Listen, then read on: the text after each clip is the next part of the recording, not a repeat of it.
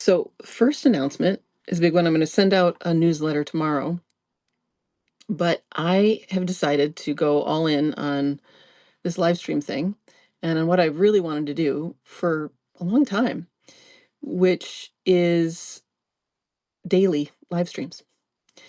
Um, so, starting on Monday, I'm going to be doing what I'm calling the Natural Healing Radio Hour every single weekday for an hour and a half. So, Monday, Wednesday, and Friday, it'll be noon to 1:30. Tuesday and Thursday, it'll be 4 to 5:30 Pacific time. And it's going to be very casual, like an old school radio hour program, bit of a variety show. So and part of what brought this on is that I've been wanting to do something like this for a long time. I keep adding these offerings, but I've been sort of like waiting for a collaborator and realizing like I'm my own collaborator and I can collaborate with you all. And then I have, these client calls and beautiful conversations with friends in which I have so much to share. They have so much to share. There's so many beautiful insights. And it's like every call, I'm like, I just wish everybody could hear this. Or if I have an insight, it's like, I'll write it down and then make a video and then post it. Whereas this will be much more efficient. And Substack is so great. It just records everything and posts it to YouTube and here, and then creates automatic clips, which will keep my production stuff down. I'm making these videos and this would just make them for me.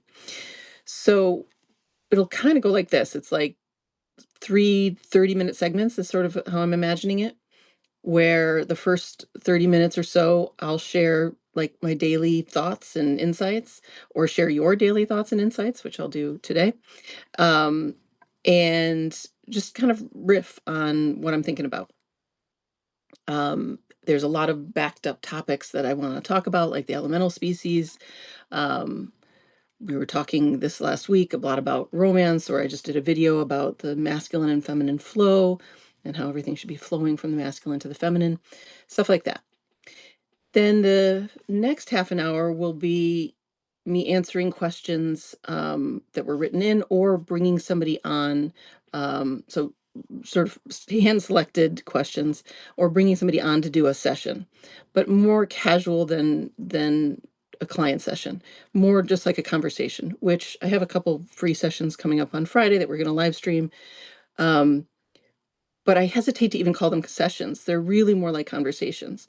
And so the middle section will be just like a conversation about something somebody's working on or struggling with or has a question on. And then that'll just open a conversation. And then the last half an hour will be open to everyone to riff on that conversation that we have. So it's sort of like I'll have a conversation about what I'm thinking about, then I'll have a conversation one-on-one, either I'll be answering a question somebody wrote in, or talking one-on-one live. And then we'll open it up to the larger audience, so to speak. I also want to have on guests, and people who are also offering natural healing, right? Natural healing radio hour, or free, just also are envisioning a free world and giving away the farm in whatever their domain is. So I have a lot of like TikTok and Substack friends and other friends just in my own life, that I have in the back of my mind to bring on. And they may take up, if I had a guest on, it may be that the full first 60 minutes is us talking, and then the last half an hour is questions. So it'll be a little loose.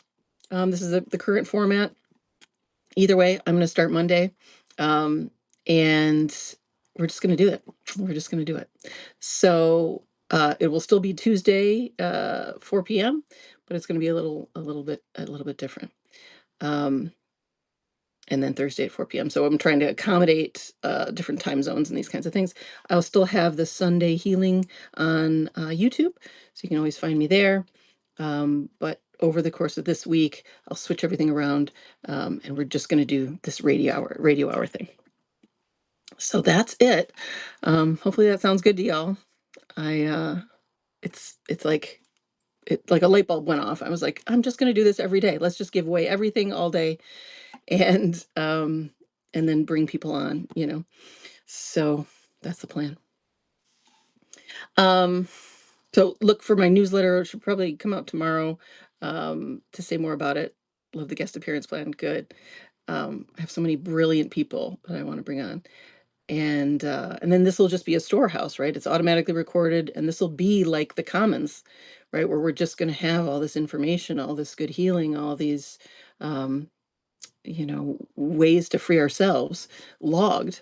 And so when I post them, I'll just have the topics that we talked about, and even hopefully like timestamped, so that everybody can just go back in and it can be this resource. So that's the idea. And if you have like ideas for that, if you have feedback or ideas as I do this, just always send them in. Speaking of which, I have some questions I'm gonna answer, one of which came in through DMs instead of in the comments section of the previous Ask Me Anything. That's totally fine. If you don't want to have your question, and we're gonna do it a whole different way anyway with the radio hour, but if you don't want your name out there, that's fine. You can always DM me, just FYI. So I wanted to share two more things before I get to the questions. And one is from David, who keeps sending me these beautiful notes, and is relevant to, like, he sent this to me and he had just experienced this, and it came at the same time that I posted this video I posted yesterday about flipping the poles, like a masculine and feminine pole shift, where really what we've had is the feminine energy, the women focusing and centering men, and versus what's natural, which is actually masculine energy focusing on and supporting and centering the feminine. And that goes for the earth, as well as the female species, or feminine species, gender neutral. And we have a completely upside down world as a result of that. And I said on that video that if we're putting all of the feminine energy into the masculine, where there's no womb, there's no creative force, there's no matter, there's no soil for anything to grow. So it's like planting seeds in the air. And so David had this experience that same day that he saw that video. He says, and he calls his partner this goddess. Today, my goddess resolved a couple of major issues between us. She is strong and courageous and adorable. She's my leader. It's interesting how our resolution coincided with your video today. Gaia, Kismet, the will of it all. We discussed the pursued, me, and the pursuer, her. In the animal kingdom, the females choose. Light bulb moment. I love this. I've been saying to my friends and stuff lately that, hi KB, that that the men are the pick-me's. That we've had it all backward, where the men are the focus, and the men are the prize, and the men do the choosing, when really it's the female of the species that should do the choosing. She knows what she needs, and she grows everything. It's whether or not the masculine serves her, not whether she serves him. And I'm encouraging all of my female friends and clients, same, to own that, you're the one, you're the pick me, or they're the pick me, and it's all about you. Everything's about you. What do you want? Does it work for you? Do they work for you? So David is just in this gorgeous relationship where the goddess is the leader and he serves her, and they're both blissed out as a result. It's so in alignment, because it's natural law. So thank you for that, David. Cool. I know this is radical. I'm looking just to see if anybody has anything to say about it, but for those of you in, male-female relationships, and if it's a same-sex relationship, there's usually someone who's a little more masculine or more feminine, and it's just the flow goes toward the feminine, because the feminine grows everything. The feminine is the soil. The feminine is the creative force, and the feminine is more in touch with pure source. So, this is the flow. We share energetic fields, and we've had the field flipped. And then everything's like working against natural law, versus if the flow is toward the feminine, everything lines up, everybody wins. And the masculine feels so purposeful, like David does. Okay, I wanted to share this about empathy. We talked about empathy last time, and we're talking. I was really talking from this place of what do I want to say? That what we were talking about is people who over empathize, who sort of leave their own body out of empathy.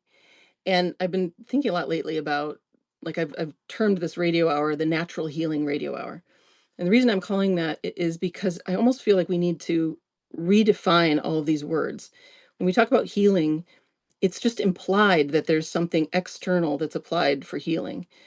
So I'm calling it natural healing because healing is inherent. It's utterly natural. Our body moves toward healing and toward wholeness all the time and toward fulfillment. We just are in the habit of not listening. And so when we're not listening, then we have to apply something else where the mind thinks, well, this is what I'm missing and this is what's going to help, and fit the pieces together. But if we take all that away and we just go, what's naturally occurring? The body is going to move itself toward healing, including pulling up pain to be felt and resolved.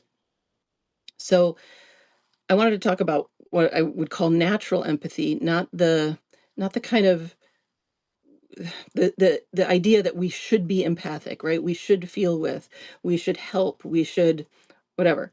And also not I'm talking about this because Elon Musk this week had said, something about the empathy is the biggest problem. Well, that's a typical narcissist statement. And the dynamic is often empaths and narcissists, right? This is the classic pairing. And what you have here is narcissists who are very disembodied, who are not landed in themselves, and they don't have any juice on their own. They're quite cut off from source. Now, historically, the people most cut off from source are the men, masculine, and especially white men, because that's the colonizer line, right? And the colonizers have literally cut themselves off from their own being, from life, from nature. And so we have this lineage of cut off people. Um, and then the feminine is closer, but especially white women have been quite cut off as well.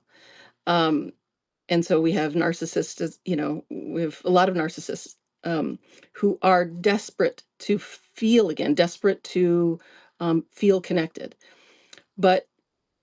And so they're looking to an empath who's more connected to source, who's more embodied, who's channeling more source energy, just energy in general.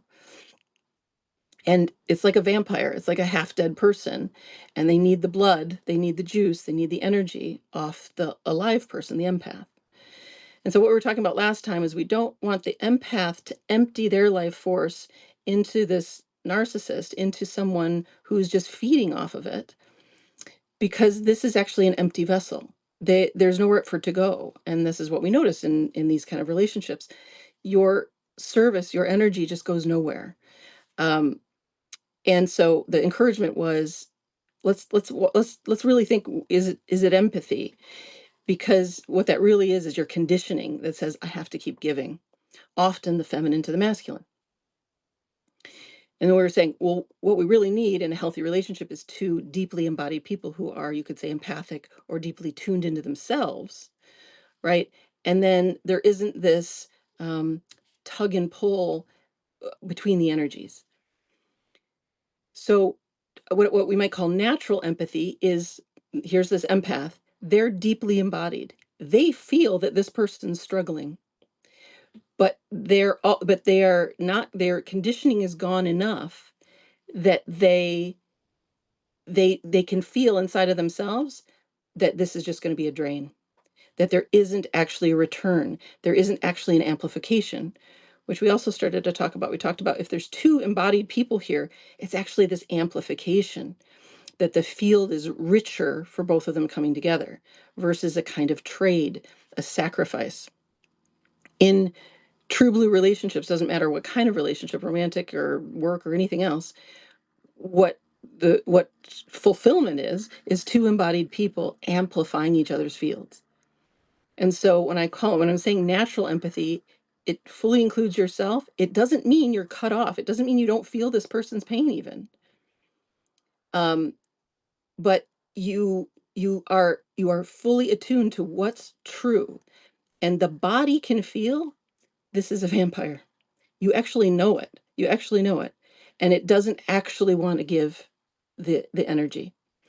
So that's what I would call natural empathy, which is it's not a performance of empathy. It's not a conditioned response. It's not just give because I'm supposed to give, which is how I was conditioned as a especially a white woman. Um, it's deeply in touch with what's actually true. And last time I used this idea of a dance, right? And you're just feeling like two animals. What's true here? The narcissist is always going to look, that empty vessel is always going to try to take that energy. And this person needs to be deeply healed and deeply in touch with oneself to not um, dishonor what's true. You can feel with, but unless it's an amplification, it's actually not real empathy. It's a conditioned response to give your life force over. Does that make sense?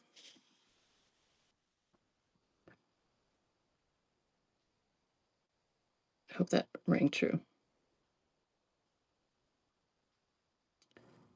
Um, Matt's asking, is there a time or place where this occurred through the course of humanity for indigenous peoples? Yeah, yeah. I mean, we have had matriarchal cultures back in the day, and we still do now. Um, and I'm, there's supposedly ancient Lemuria where we were much more in tune with the earth. So, yes, and I'm very interested in.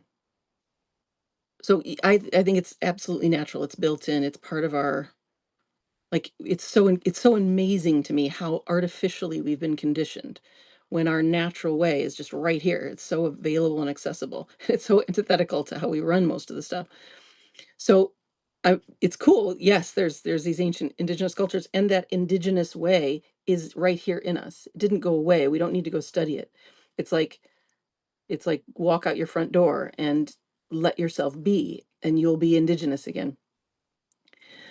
I mean, it's not that simple. There's a lot of conditioning to can't come off, but um, I how we reconnect with the land and with ourself and with God, with oneness again, I think is going to look different than it did thousands of years ago.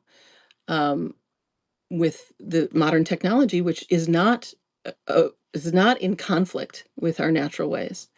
So we don't need to go backward. We just need to go inward and downward, you know.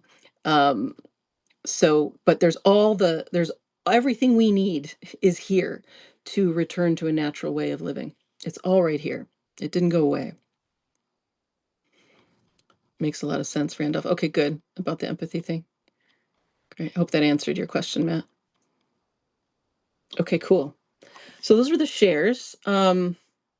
I've got a couple questions ready to go, and then we'll open it up for questions here. So if you have another question, hold on to it, say hi or whatever, or give me feedback. But maybe don't do too many questions in the thing, so I don't have to scroll.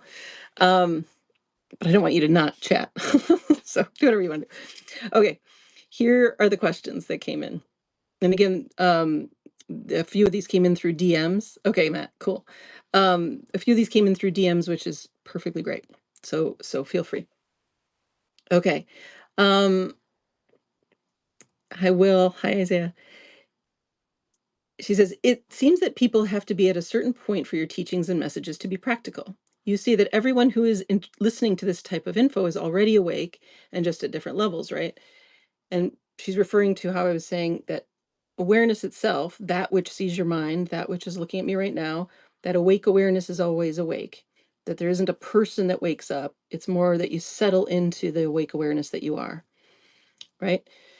So everybody's always awake, and then you could say we settle in there more and more, right? We become less and less interested in the conditioning. We heal more and more through the body, and then pure awareness and the being's natural proclivities, which naturally say no, naturally say yes, eat what you want to eat, etc. Right? That, like I'm saying, this indigenous wisdom is right there.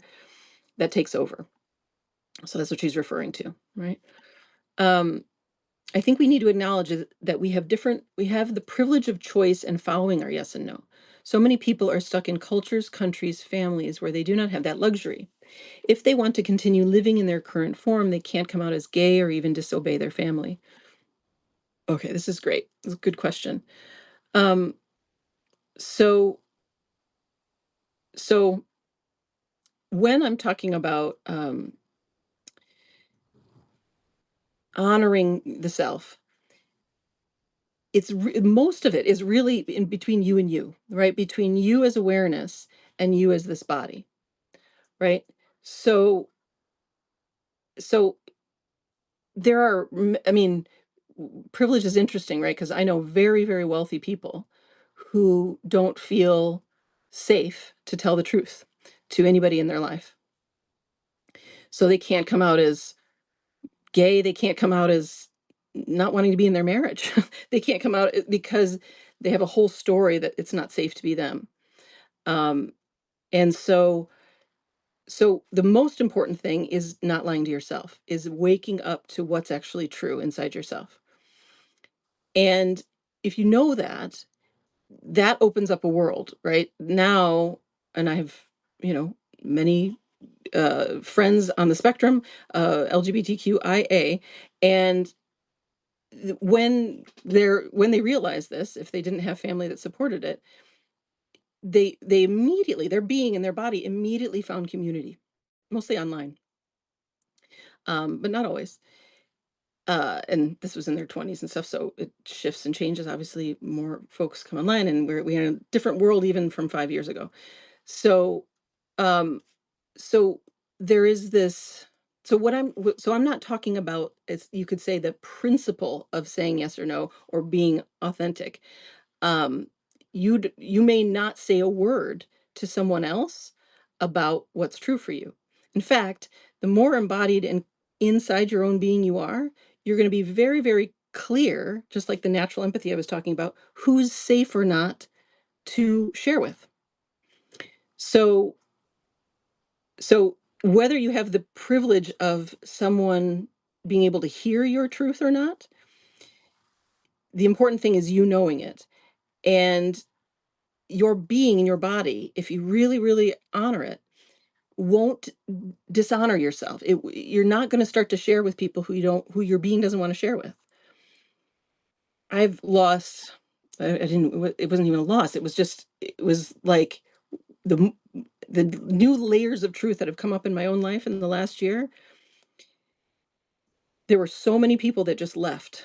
That just left my life because and you could say I was surrounded by people who didn't want that truth, and it wasn't safe to share that with. It might as well have been that I was gay in a conservative household, you know? It was like that. Um, but as soon as I realized what's true for me, that was enough. That got me half out the door anyway. And then I immediately found other community and people who wanted my truth, wanted my yes and my no. So So your being in your body knows who's safe to share with. And or at least you learn, right? Let's say the gay kid comes out to their family and it's very clear this is not it. But their truth isn't going to go anywhere. And their truth, if they're, if they're committed to truth, they're going to find other folks. It's just a natural thing. We naturally find one another. Um, I hope that answered the question. Let's see if there's something else I wanted to say there. Yeah, I was like, I can think of somebody I knew who, um, I mean, so many of us realize our families aren't matches, right? Like they're not actual matches. These are not folks we'd hang out with if we weren't, you know, we didn't share blood. And I think somebody who was in their high school years realized like I can't hang out with these people. And they got a job after school and they started saving up money and they were sharing an apartment with a friend by the time they turned 18. So that inner knowing, no matter what it is, you don't actually have to sabotage it. You don't actually have to hold your truth away from yourself. um, just move in the direction of the truth. It may be there's whole chunks of people in your life they don't know anything about it.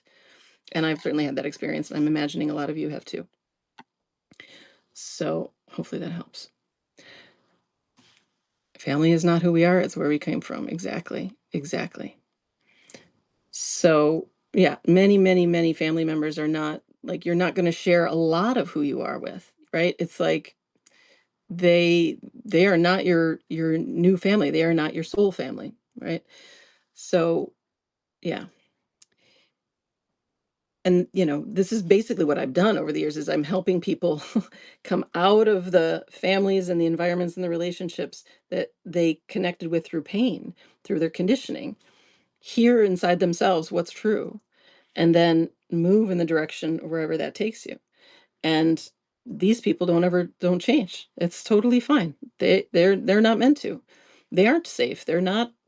They're um, they do their thing. Okay. Then she asks, what about loneliness? It is such a huge issue for so many people, but if they remain connected to their people, their culture, for some that might be more acceptable than choosing their yes and no and being completely rejected and alone. I agree that spreading your type of teachings are so important for our continued evolution as a species, but many people cannot access this now. So, to your point, if they are looking, something in them is already awake. Yes. So, exactly. If they're looking, something in them is already awake. There's already a curiosity, like I'm, I'm not resonating with something in my culture or with my family. Um, but this is the same point, right? It's actually like it's just true or not, whether I connect to this aspect of my people or my culture, that where I come from, as David said.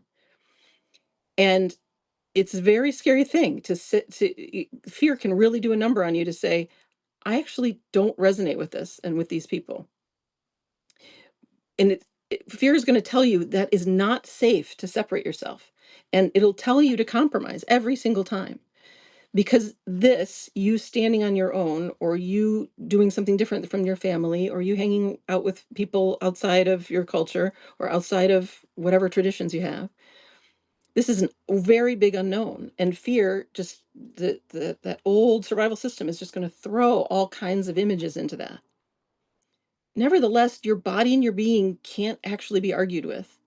And if there is an aversion to certain people in your family, there's an aversion to certain people in your family.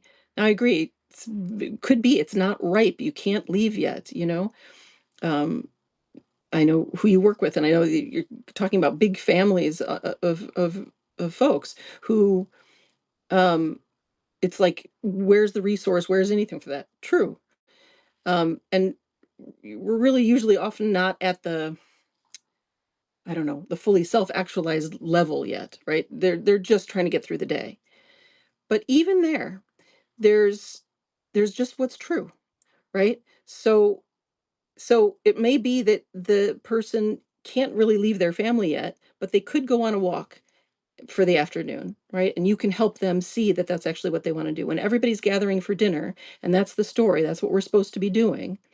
And if you want to be part of this family, and if you want to survive, and if you want to have a culture and a safe people to come back to, you better do it. Well, the body is over here saying no. First, I realize I don't want to do that. I actually want to go walk outside. Okay. There might be a way. There is a way to say no to the family, to keep connected, because your physical survival is based on that. But again, that's not always the case, right? It's like we really want to question if, but I'm going to start. I'm going to say that for the people you work with, that they literally can't leave that household, but they can leave for an afternoon. They can find another friend in the neighborhood. They can tell their family who can't hear their no, you know what? I really just I'm going to go get a sandwich, and there you don't have to get a sandwich. It doesn't have to be true, but you are finding a way to honor the little bits of yeses and nos. There's always a way. Like I said a couple times ago, life isn't going to put a desire in you or a no in you. It's not going to give you this truth in your body unless life outside your body, because it's the same life, has a place for you to go, right? So say this immigrant kid who really can't leave their family, but just desperately doesn't want to be there for dinner, goes on a walk when everybody else is having dinner because they that's what their body wants to do. They meet a friend who's also an immigrant, who also shares their culture, but has a little more space in their day and has some food they actually want to eat and has some resources that they could actually use.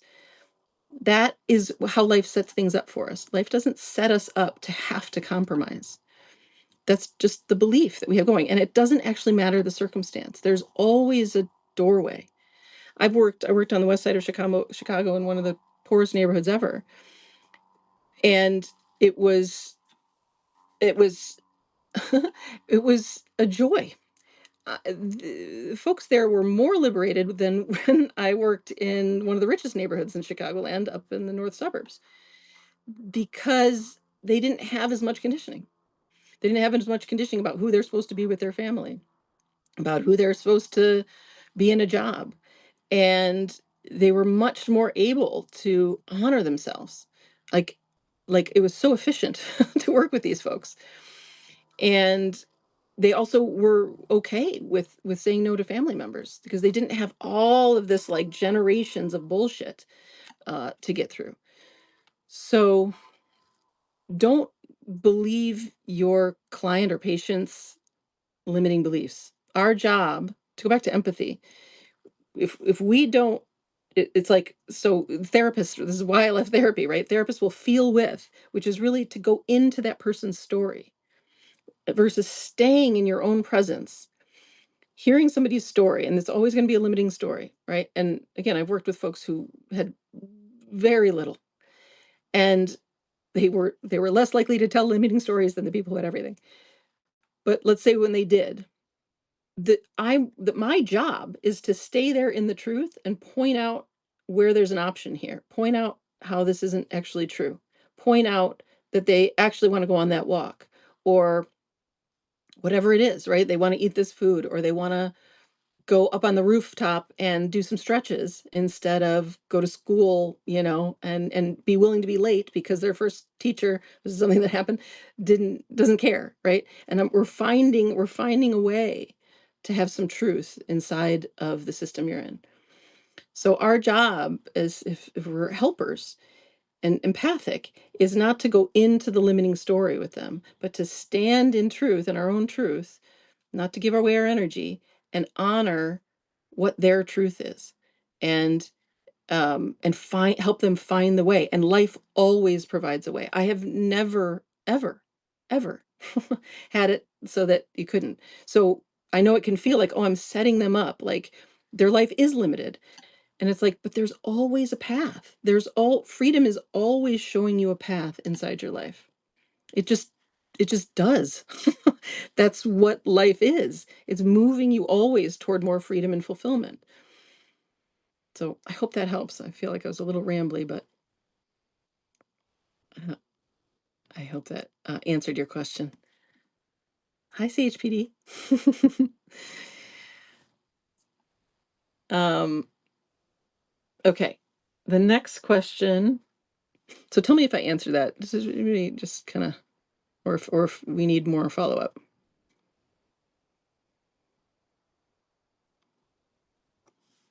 It's like stories of lack, stories of limitation, stories of privilege, stories of like we're trapped, there's no resource, there's no nothing. I've heard it all. I've seen it all. I've seen a shit ton of circumstances.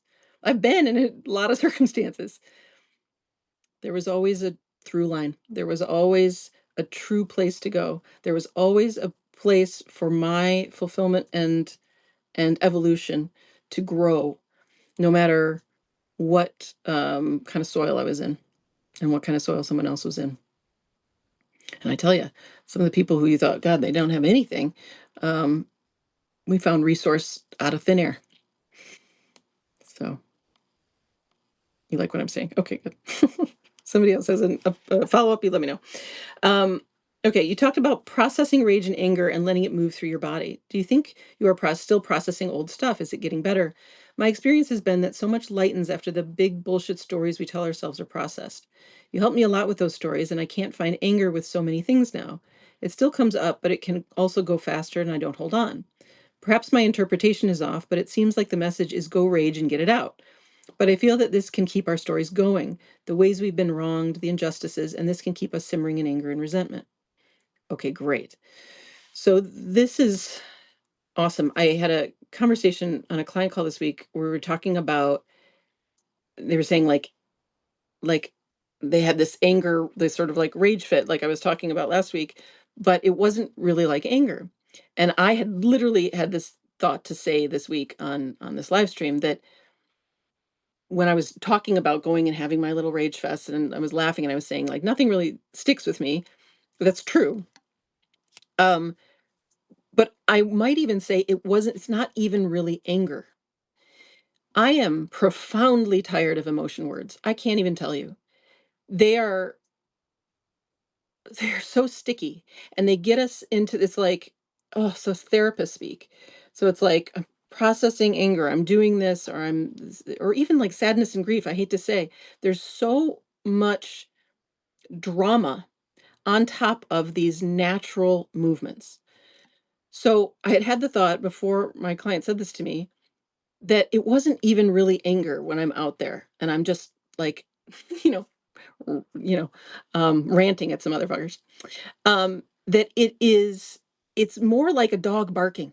It's more like a lioness growling. That it is this just natural energetic movement. I think you're right onto something here. It's like if I go into the story, right, where I'm like, these motherfuckers who did me wrong and betrayed me or whatever, um, that you could call anger. And um, that is going into time. That is going into my storyline. That's actually leaving my body. That's actually leaving the very natural process of the energy comes in of like literally getting stabbed in the back. And if an animal got stabbed in the back, they would go, rah, they'd shake off that being and they'd go run into the forest and um, lick their wounds and shake off the adrenaline, right? That's basically what's happening is this animal movement. And if we add this layer of now, as a human animal, words came out, right? Words as if I'm talking to them in the same way that if it was a dog, it would be barking. So there's a vocalization of my no, a vocalization of the physical movement of shaking this off. Um, and then the energy moves through and it does the opposite of what this question is saying. Nothing sticks. It doesn't build injustice or resentment. In fact, it's just gone. And it never really did. The more you let it move through, there's no buildup.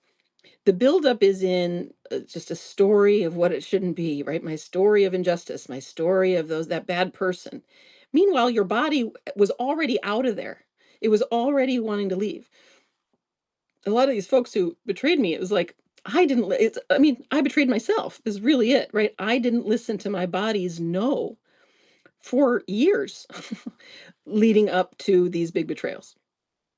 Had I done that, had I honored these natural no's, there would have been, leaving off without a trace long ago.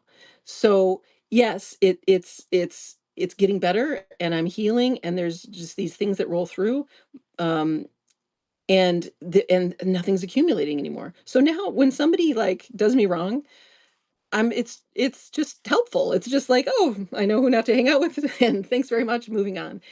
It's very like an animal, right? An animal doesn't go into resentment stories. An animal doesn't have an idea that they shouldn't have done that, or that I should have stayed, or I shouldn't have stayed, or they're my mom, or blah, blah, blah, blah, blah, blah, blah. That's all this emotional, which is mental. It's this storyline. We are simple creatures. What's true? So when I'm out there, I'm just moving the energy through, and it's just this awake awareness that's like weird. Surprise. It's time for a rant in the forest. Okay. How would I know? I never know how that's going to go. Okay. Uh, hopefully that answered the question. Becky says, after Substack Live last week, I took your advice and screamed, wiggled, and screamed some rage songs. There was nothing I was angry about. I just had restless energy. And once I let it go, I felt so much better. I've been trying to settle my energy, but that is not what I needed. Thank you. Yeah, exactly. Becky, you said last week, like, I'm trying to settle. I'm like, right there, there's your conditioning, right? Here's this layer, this mental layer of conditioning. I'm, those motherfuckers, or, I should be settled. None of this is actually occurring. This is just this mental overlay. It's giving meaning to what's happening, right? The meaning isn't real. It's not meaningless, but it doesn't actually have inherent meaning. It's just what's happening. Paul Hederman has this great saying. He says, there's just what's happening and what's not happening. There's only the two things. And I would say all of the mind is what's not happening. Meanwhile, here's what's happening. And it's asking for attention. And the body isn't settled. It's restless. Love you too. It wants to shake. It wants to move. And exactly, you feel better. It just comes out. So what we're doing is all healing is a returning to wholeness, a returning to what's happening. Here's awareness. Here's the body. We're going to let what's happening with the body happen. She's shaking. She's pissed off. She fucking hates everyone. Oh my God, she so loves someone. Oh my God, she's just feeling with it. Whatever's true gets to be. And it is usually a surprise. It is, how would you know? How would you know? Because this body is tracking with all of life. All of life is moving through you. And so the accumulation of however long you were sitting in a chair at work, it's like, I should settle. I should settle. The body's not settled. But how many times did we hear that? And this goes back to what we were talking about, how you're in school, we're learning to sit at a desk and raise our hands to go to the bathroom and deny our body. That is what conditioning is. That's what we've all grown up with. It is complete and utter insanity. We have to rewild ourselves. The little video I recently released is that we are born to be wild, literally. That's it, period. End of discussion. We are not born to be penned up, to be settled, to be controlled, to be polite, you know. So this is the invitation. And so you're in one of the two things, right? You're in what's happening or what's not happening. And that's all of the tension in the world, right? As Byron Katie calls it, the argument with reality. All the tension in the world is I'm trying to be in what's not happening and denying what's happening. Meaning I'm trying to be nice when I'm enraged. I'm trying to be settled when I'm restless, right? I'm trying to, and you asked another question, which is, what about cultivating forgiveness and peace and letting things go? Okay. She says, to me, this feels more authentic and less repressive. Okay. Forgiveness makes me born to be wild. Great song too. Totally. Um, so forgiveness, I got a bone to pick with forgiveness because I got a bone to pick with every emotion, every like therapeutic thing in a way. Um, so, so So forgiveness is a story. It's a story of what's not happening. It's a story of like, I'm going to reach this point where I forgive these people. I've never reached that point. I don't even know what that is. I don't even know how you would do it. How would you make a decision to forgive somebody? Like you could say it, you could say, I forgive them. And it's like, meanwhile, you want to punch their neck, punch their lights out. Okay. So you're not going to punch their lights out, but that's actually occurring. And no matter what I'm saying here. So, or forgive, like the story of forgiveness. So what I've noticed is I forgive these people, but what it really is just the body moved on. Like I don't think about them. I don't blame them and I don't forgive them. I see what happened. I see that they projected a lot of stuff onto me. I see that I accepted that projection. I take 100% responsibility for what happened to me and for those relationships. 100%. So I don't blame them, but I don't forgive them. I've moved on. And that is what an animal does, right? The another animal bites them, they don't stop and forgive. They may bite back, they may run away, depends on the animal, depends on the moment. In my case, I ran away and moved all the attacking energy in my system through.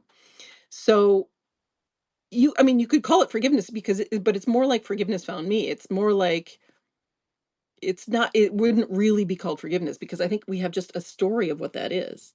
And that we're supposed to be, this goes back to like morality. We're supposed to be like forgiving people. But all I know is what actually occurred, which was some fighting back, some running away, some a real disinterest in ever talking to these folks again. I let all of that occur, and now I'm just enjoying my life. Where's the forgiveness in any of it? I don't know. And and also this sort of idea of like cultivating. It's like, well, because I hear this in the spiritual community and the therapeutic community all the time. We're supposed to cultivate gratitude. We're supposed to cultivate forgiveness. We're supposed to cultivate compassion. I'm sorry to laugh, but I just want to walk off a cliff about this stuff because I don't, it's either true or it's not. I and most of it is not compassionate toward the self, not forgiving of the self, not true, right? It's a story of how I should be, and it's another idea of the person who's not good enough and should be compassionate. The person who's not good enough, right? This is the insanity of our culture. I want to know what's true. Do you like being around that person? No. Cool. Right? Uh, that's it. And compassion meaning like just love, just of the heart. Like I have, you could say, I have natural compassion for Elon Musk. God, that guy, you know? But I'd have like more compassion for innocent children getting bombed in Gaza. Like there's a natural movement there. There's a natural heart opening there. Elon Musk, there's a natural, so so if we're going to cultivate compassion, it's like, well, what about just what is? What's the natural response here? My natural response is love for, there's actually love for everyone and a huge desire for everyone to be free and cared for. But the attraction goes more toward the women and children being most oppressed. That's where that love goes first. And of course to myself. So, I hope that answered the this is I'm passionate about this topic, as you can see. Because I just see so many cultivating forgiveness and peace and letting things go. It's right there in the question. It's like forgiveness exists, peace exists, letting things go exists. Nature, your natural self will just do it. It'll just do it. Um, versus, you know, cultivated farming term. Yeah, cultivates a farming term. Yeah, yeah. That was incredibly helpful for you to hear. Oh, good. Oh, good, good, good. Yeah, this is so at the crux of things. And I so appreciate this question because God, it sounds so good, right? Being grateful and forgiving and peaceful and compassionate. But and then she says, to me, this feels more authentic and less repressive. But if compassion isn't here, it's not authentic. Cultivating something that isn't here, what are we cultivating? We're cultivating something in the air. I'd rather, if we're going to use the word cultivate, just cultivate what is. Just let that be, right? Be in the soil I'm in and see what grows out of it. And I'm finding out what's growing out of it in the moment, right? It's rage. And for us white women, man, we couldn't say no to, I mean, it's as that was not in the vernacular, it was not in my vocabulary and not in my household. And so, and I've worked with so many of us beautiful women over the years. We have not had the chance to just not be grateful, fucking hate things, want to move on, far away from somebody or something. So all of us have been deeply repressed. And yeah. Okay. Hopefully that answered and was helpful. Thank you, Alex, for letting me know. Um, okay. I'm moving on to Randolph's questions, which were already answered, but I want to read them. I want to read the question and the answer. Um, he says, I have a concern about the unconscious transference that so commonly pollutes group communication. In the past, I've been prone to place someone like yourself, who's the natural leader of a helpful discussion during much of our meeting together, on a pedestal. I'm quite grateful you don't want to be placed on that pedestal, and that one of your first principles is that we meet with no hierarchical pecking order. Yes. So many of the things you write about and say are revolutionary yet quite obvious. The metaphor that comes to mind, I feel like the fish, previously oblivious to water, who is told about water, and the whole world changes. I don't want to get caught up in the delusion that when you reveal a mind blowing truth, that you healed me. I wrote, I love this, thanks. It seems to me you answered your own question. It's you noticing the truth in what I'm saying. You verify it over there. I don't do that for you. Nothing I say has any worth if someone doesn't verify it for themselves. And that proves that the truth didn't come from me. And I said I would share it with and this goes back to my metaphor of the radio, right? I'm just a radio. I'm just channeling a signal. And then you hear the signal. But it didn't come from me. It was just a channel, and we're seeing it through each other. You do the verifying. It happens over there. I don't do a thing. Nothing comes from me. Nothing comes from any of us. It's one, right? It's like it's all one movement. Um, and then Randolph says, I'm very glad I asked the question. Reading your answer elicited tears and I pulled over to park to be with them. Revealing the great beauty I perceive in your presence, in your speaking and writing, and find so very attractive is not something I need to get, though I've been conditioned to believe so by, say, putting you on a pedestal or scheming to make an intimate relationship with you. No, perceiving your beauty offers the opportunity to realize I only see that beauty because what I wrongly believe I must get from you, I already am it. This is just so amazingly freeing. It's just the best. It's so amazingly freeing and so true. I said, like when a fish sees water for the first time, it's good news that seems to require attempting to share. He hoped it didn't come across. It wasn't clear. It was clear, very clear. And then I wrote him, well, now I'm crying because all this beauty we're reflecting it back to one another. I said, yes, you couldn't see beauty if you didn't have the inner eye to see it. Meanwhile, I'm seeing your beauty when I'm looking at you, which is why you see me as beautiful. That's it. That's all we're doing. Because I'm just reflecting your beauty and all of our beauty to you. That's it. We're just reflecting this back to ourselves. Truth, beauty, same thing. You recognize it over there because it's truth recognizing truth. It's beauty recognizing beauty. It couldn't be another way. And people who don't hear this message, right, they're blocked from their own beauty, blocked from their own truth, which is fine. And at some point, they'll be unblocked. And sometimes they can hear it. I know what you're saying. I get this a lot where it's like, I know what you're saying is true. I don't know what to do with it yet. It's almost like hearing it through a fog, but it's like a seed that gets planted or a window that just gets opened a little bit more, and then it grows and grows. So thank you for that. That's beautiful sharing. I hope you all feel that too, that I got nothing here. I got nothing. I'm just reflecting you back to you. You recognize it. And that's what the radio hour is really going to be. For those who came on later, starting next week, I'm going to do a daily, what I'm calling natural healing radio hour. I'll send out a newsletter about it. So we're going to do the version of this, every single day so that we can all just heal and chat and do this together. We're all in it together. We're healing this one being, and she's got a lot of healing to do.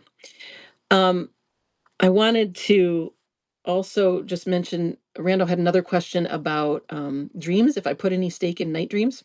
And I answered him just joking, like, no, I don't, because I want to know your daytime dreams.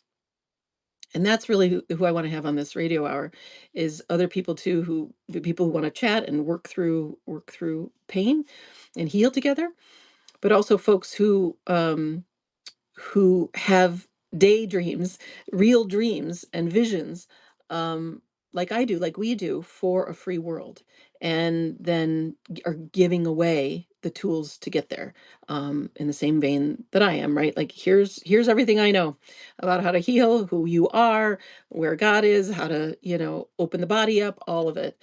Um, let's just create the free marketplace now and create the commons. And And that's what I have balance. So that's who I do. That's what I do with my clients, right? I'm not analyzing, right? We're not going into the mental realm. We're not going into the meaning about this thing. Which is why I'm not really interested in night dreams. I mean, I get it. I get why people would be, and there can be all kinds of cool symbology, but I have enough symbology in my day to day, and everybody else does too. You don't need to pick it up in your dreams. Um, but I'm asking them, what do you want? What is your waking being, your body actually want? I want to, it's not a dream like a checked out dream, but a real desire, that really rich knowing of what you want in the world. I'm interested in your waking version of that. And then I'll show you what I do, right? So when we have these free sessions in the radio hour, is I'm just going to point out to you, like we were talking about earlier, look, here's the pathway. Here's that step to getting what you want, to just moving in the direction of your natural fulfillment. There's won't be a dream put in there, a desire put in there that isn't there isn't a path available to keep moving toward it. Not to mention you're already potentially in the feeling state you want, because you really want peace, right? Well, peace isn't cultivating peace or outside this moment. It's actually available at all times. And I've been through enough, like, I don't know, really rough spiritual, I mean, like, other realms coming to get me, kind of very dramatic. It could really seem like something's terrible's happening. To know that there was peace available in that moment, right? In the worst, in the what seemed like the worst hell, there's actually peace there if I'm not moving against it, if I'm not trying to be somewhere else, if I'm not in a story about it. So yeah, so we'll talk real life dreams. On the radio hour, we'll talk whatever you're struggling with, and I'll keep answering questions, and I'll share my, like, I don't know, daily riffs and insights and just stuff I'm thinking about, and open it up for a discussion and a casual chat. So that's the idea. And then it's a full hour and a half, so we'll have plenty of time every day to do this. It's Monday, Wednesday, and Friday at noon. Again, starting next week, Monday, Wednesday, and Friday at noon, Tuesday and Thursday at 4 p.m. all Pacific. And it'll just be like this format, very live, casual. And again, I'll have guests on, and we'll go like that. So look for the newsletter. It'll be more instructional about, like, how to come on as a conversational partner. Um, and yeah, and how to send in questions and stuff like that. The newsletter will come out tomorrow or the next day. Hi, Frida. So that's the full hour, although I sort of feel like there might be more. We can start now doing going a little longer than an hour. I have just a little feeling that there's like a couple more questions. So let's keep hanging out, because I had all these sort of predetermined questions here. So any follow-up questions to all the stuff I was just riffing about, ranting about, or any other questions?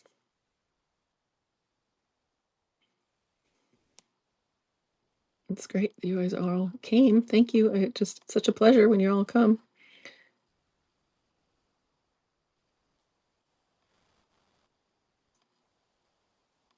Just checking to see if there's any. Feel like there's this puppeting feeling at the back. Puppeting feeling at the back of my chest, a little above my chest. Okay, great. By meaning like that you're being puppeteered, like in the back, like this, a little above your chest. So like, it's literally where our strings would be. I've had this feeling many times. I'm like, I'm literally dissolving strings like a puppet, and now I'm like a real girl. Um, Telling me that my direct experience could be wrong. Okay, great. Yeah, like resisting my direct experience. Okay, great. Okay, good. So hilarious, right? My direct experience could be wrong. So there's the voice, right? And this is, we grow up with this, right? We've been taught very carefully not to trust our direct experience. Not go there. Don't trust, here's what you should be experiencing. Here's what you should be doing. Here's the right behavior. Here's what's true. Here's the philosophy. Here's the plan. Here's the curriculum. Every one of those is like it's like a puppeteer moving us around, and when we just okay, and we believe that, and we then we are moved by this kind of like a possession. Thanks, Miriam. Thank you so much. You were born wild. Thank you, fellow wild woman. I'm so glad it resonates. Okay, Waspi. So telling you that your direct experience could be wrong. Okay. So right or wrong is in the land of what's not happening. It's a mental storyline. It's conditioning. Everything's conditioning. Everything is this land of make believe. Such a thing as right and wrong. There's only what's true. Now we could use words in right and wrong as long as it's just what's true. I'll use the word right, but it has to be what's true. So already we're in trouble with this idea of what's right or wrong. Your direct experience is just what's true. So what's true? What is the direct experience that you're having that actually can't be argued with? What's the direct experience that kicked up the puppeteering one, right? That your direct experience might be wrong.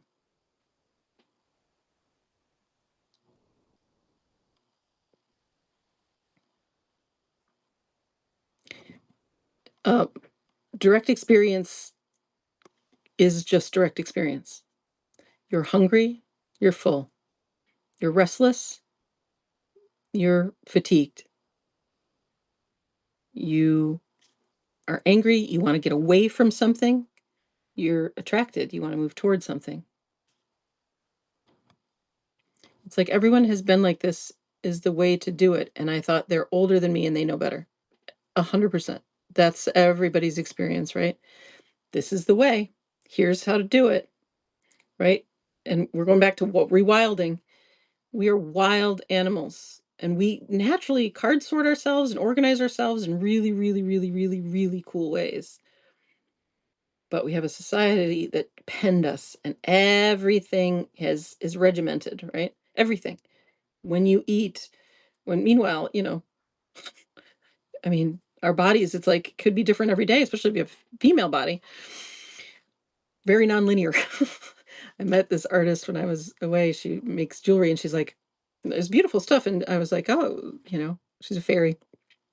She's like, yeah, but I haven't made anything in like months and months. And she was feeling guilty about it. And I was like, well, you're a wild being. You're nonlinear. You don't work like in lines, you're working in waves. And she was like, yes, thank you. I was like, it'll come back whenever it comes back. And she's been doing other stuff and, enjoying being more sporty or whatever in the meantime. It's like the idea that we think that we would work like 8 hours a day in one thing. I mean, true insanity. So all these ways are not they all got to go. And what is this natural way? And your direct experience, it creates patterns and it has rhythms. It has beautiful rhythms, but it doesn't move in straight lines. And it doesn't have a particular way. So, yeah, all these older people, they're all just miserable, aren't they? Aren't they miserable? It's like they know a lot, they've learned a lot, they've been conditioned a lot. But I'm going to say the most conditioned people who are doing the way, right? They're like right in the middle of the normal curve and this is the way. We do it like this. Are the most miserable people I've ever met. So my guess is the people you're taking your cues from, not actually very happy. So, but we get it, right? It's like so much conditioning. So, and then that conditioning of like, this is the right way, right? Literally feels like a puppeteer hand on your back. So now here we are waking up from the belief that there's a right way. They know the right way. Here we all waking up together. There's no such thing as right or wrong. Who would I be without that idea? Here's awake awareness, just looking and feeling my body without that belief now. Right? And then what is it to feel through it? What is it to release it out the back of your body? You know where it is, right? And because that's where that conditioning is stored. It's all stored in the body. And so whatever feels good to just bring in there. Maybe it's a stretch, maybe it's a wiggle. Bosby contributed a really great thing to the healing movements, which I'll record soon enough. Um, let's see. She says yes, and learning to abandon my no, listen to their fear and pain. Yeah, exactly. This is the empathy thing we're talking about, right? That's not natural empathy. That's conditioned empathy, where it's like there's their fear and pain. I'm going to abandon my no. So if you're in full natural empathy, and here's their fear and pain, and it's got this discordant energy to it, your body with natural empathy just moves away. It's just a no. And to our question earlier, well, what if you don't have the privilege of, like, you live with your parents, right? It's like, well, you could go to the bathroom, you could go to the other room, you could go on a walk, you could stand there, but be deeply inside the back of your chest and releasing it out the back of your chest while your parent is being crazy. But that no is going to just take you elsewhere. It's going to take you out of that room. It's going to take you into, it's like the no will show you, okay, here's the no. And then right alongside the no is a yes. So I'm averse to this. And where do I want to go? I want to go be in under the covers, right? I want to go out into the street and just shake, or in my room and jump and just, I fucking hate you.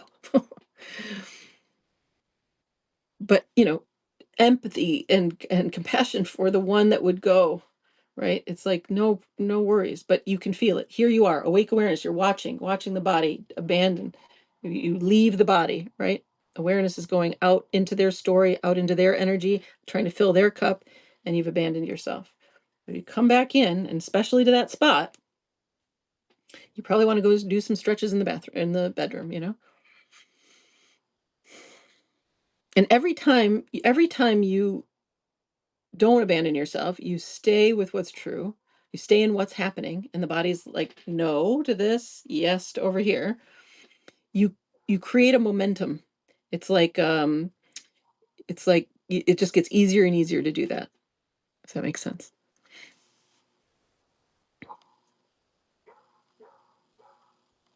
I keep like looking down at the things I should look in the camera. Is that helpful, Vasi?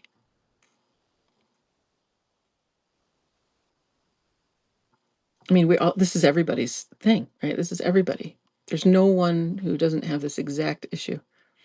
Yeah, I had a revelation that how could my direct experience ever be wrong? Why would life put a desire for a movement in me if it wasn't inherently supportive? So, no need for puppet. Exactly. That's a better way to say it. Why would life put a desire for a movement in me if it wasn't inherently supportive? So, no need for puppeting. That's it, right? I like to say we don't need a manager. Life manages everything perfectly. Natural law sets every animal, plants, everything up perfectly. And then man came in and said, no, I can do better. Are you fucking kidding me? Crazy town. So, no need for puppeteering. What is life up to? She's moving you this way and this way and this way. Oh, nope, this way. Exactly. I have situations where my body says yes and my mind says no. Okay, cool. Um, you want to talk about that? I'm going to vote for the body. And then the nuanced version of it, right? So it's like, well, not the nuanced version. It's just to really, really find what that yet yes is. So the mind might say no, which goes back to the earlier question of, like, it's not going to be safe to do the yes, right? So my yes is to go be alone. My yes is actually to say no to hang out with this friend and to being alone. But the no is like, no, you should really hang out with that friend. You haven't seen her in a long time, and that's so rude. And she needs your help and your support or whatever, right? And so it's actually a no, and your yes is to go somewhere else. The yes can include how to say no to the friend, right? Because you love the friend and you want to connect with her, but just not today. And so it may be that you say, I love that. I love hanging out with you, and I look forward to when I see you again. Today is not the day. I just know I need to go run around outside. Um, if you want to do that with me, come, if you want to hang out or whatever. So that's the practice, you could say, but I don't love that word, of how to speak what's true when the conditioning, um, and the true yes, the truth in the body are discordant, and that's all of our problem. That's all of our stress right there, is the distance there. And then, like I'm saying, like practice, the more you speak to just what's true and you're living authentically, and you're not saying yes when it's no or no when it's yes. um that momentum builds and it gets easier and easier, and you're in a more downstream life. And and then it actually is very hard to go in the opposite direction, to start to lie and paddle upstream and say no when it's yes, or say yes when it's no.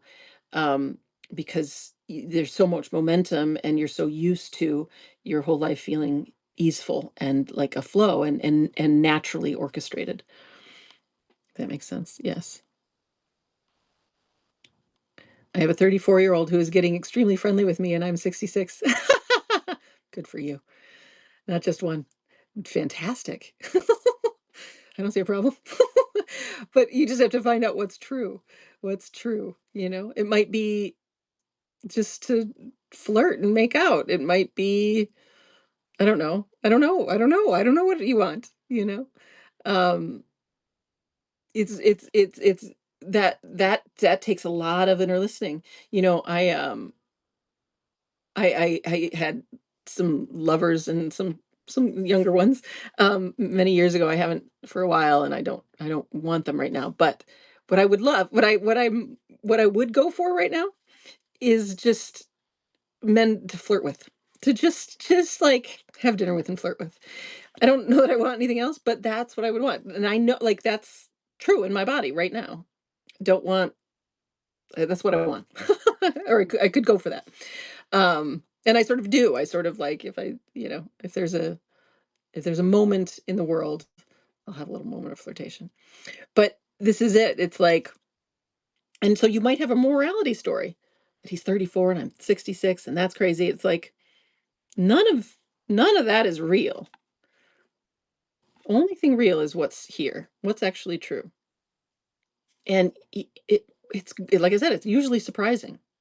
And it's going to be very particular to you, and to this, and to each one of these men, these young men, right? What you actually want there. Maybe one you want to experiment with sexually. Maybe one you just, you like that he buys you flowers. One not interested in it at all. I don't know.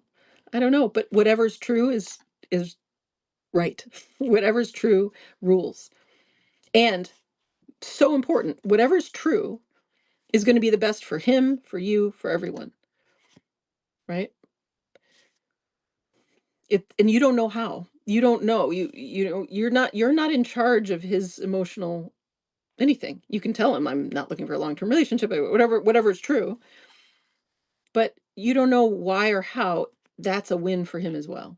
Is a win for you, it's a win for them. Every time. And it's like not even just him, it's him and everybody in his world. And his future girlfriend or whatever. Everybody wins when you're in your alignment.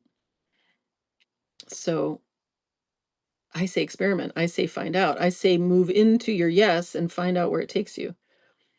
It'll just keep showing you more yeses, and you'll be surprised. It takes you on really cool journeys. Your eldest daughter is 35. It's a wonderful feeling. Celibate 15 years, so flirting, yes. Yes, so true and surprising. Great. Right. Okay, good. Good, good, good. Yeah, exactly. It's like I get it. Like it's just fun and surprising and sweet and fun. It's like sure, flirt. Your body, like we're attracted or averse. And it's surprising those energies that flow together. And we are free. We are free beings. We are wild beings. So yeah, you know, I thought when I left my recent household that I was like I would want to like I don't know connect again, but I haven't want I I just don't. But, but I'm open. That might change tomorrow. What do I know? Love that. Everybody wins already in. Yeah, totally. Totally. I had this beautiful, I called them playmates many years ago, much younger. And he knew, we both knew going in. I said, this is just, this is a playmate situation, and he knew it. Um, and he said, you're probably going to be the one that ends it because I get attached. And I was like, I get it. And we did. We got a little attached in a way that it wasn't reflective of the relationship, right? Our little pain came in there and tried to make it something it wasn't. But for the most part, it was good, and we ended it. I ended it, before it got too complicated and tangled. And what it was deeply, deeply healing for both of us. Um, just so healing. It was so healing to be with this safe person where I could say everything to. Um, we could be sexually experimental together, all these different things that came out. And then I was this safe woman for him who was very loving, and I just cherished him and celebrated his birthday and all kinds of things, right? There was just all of this healing in ways neither of us could have predicted. All we knew was that there was an attraction. We went to ecstatic dance together. I was surprised. I was like shocked. Like, this guy, what? You know, he's very handsome. Um, but it was just this beautiful organic thing. And and I really practiced, we both practiced being very authentic about where we were at and what it was for us. And it was just a beautiful exploration. So, everything's available, whatever's true. Beautiful attraction. Yeah, so beautiful. Love this. Thank you. Oh, good. Yeah, yeah. What is it to truly free ourselves, and let whatever that relationship is, right? It be. It's like that dance I was saying, right? Like two animals, like, what are we doing? And that's how it was with the two of us. Is like, are we like meditating together? Are we going to be really spiritual together? Oh no, there's a sexual attraction. Okay, what do we do with that? You're a lot younger. Oh, it's not a partnership, but it is intimate and it is sweet and there's a caring thing. Okay, so we celebrate each other and we kind of have dates. We have these adult play dates, but we know it's got a time period on it, and then we shift to friends. And that was just what was true about these two organisms. And we've sniffed it out together. And I mean, what's better than that? And then we both leave, to go back to this story of like the amplified field, right? When we're connected in a way that's true and nobody's compromising and spilling out their energy and somebody's taking, we both were amplified. We're both better for it. Neither person compromised, everybody went. And in very different ways, obviously, right? Very different. We were different life stages. But his healing and my healing, we went hand in hand, and it was better. And then we could feel, I mean, I could feel first, right? And he was right. He predicted it. It was like, oh, now it's starting to drain a little bit. It's starting to be a thing where there's starting to be a story there. And it was time to part ways. And then also a win. And then we both go on better for it. So these are very healing as friends. I am the safe older woman for them. Tons of chemistry. Exactly. Exactly. Very healing as friends. I know. And then you can just be attracted and like experiment and play with that. It's beautiful. Yeah, you're the safe older woman. They're the safe young man that you never had, you know? And they're experimenting, like we were talking about before, of like the masculine giving to the feminine. You're a safe woman to give to, who can receive. And who knows what she wants, and might even, like, ask for it. Definitely better for it, exactly. That it might be that we have a lot of pairings like that, for right? An older woman who can accept masculine energy like that, and that a masculine has a safe place, because maleness is really built on denigrating the feminine, right? And treating us like objects. So to have an older woman who can accept being treated like a queen, like a goddess, like just this the most beautiful creature that she is, because women are, I mean, who's more beautiful than women? I mean, I love men. Men are gorgeous, but like they light you up. Exactly. Exactly. They're the sons I never had. Beautiful. LOL. Totally, totally. They light, yes, exactly. And that's the masculine shining, like I was saying, like sun and air, like the masculine elements, and then the feminine, and they shine on us, and then we just bloom. It's so beautiful. And there's no rules about that. And even if you have a long-term partnership, but there's a man that just like I have all these beautiful men who just say these beautiful things, to me. And I'm just, it's like, oh, sunshine, just like that. And that doesn't mean we're sleeping at nothing like that. It's just the masculine adoring the feminine is that's natural law, man. That's good stuff. Everybody wins from that.